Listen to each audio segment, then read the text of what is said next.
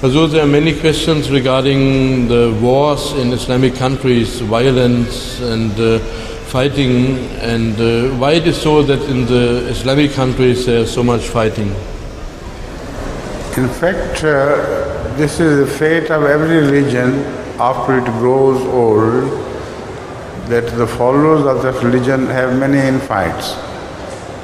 So understand yourself, during the first two world wars, what happened? It was the Christians who were fighting against the Christians, and the Jews who were fighting against the Jews. So this infight is a matter of decadence. When a religious follower go into decadence, they forget their original beliefs, which are against fighting each other.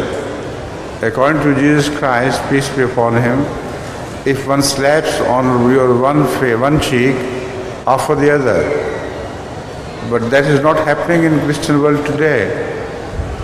If somebody slaps on one cheek, they slap on that cheek and on the other cheek, and so much so that the revenge is endless. So this is a sign of decadence. If this is happening in the Muslim world, why are you surprised?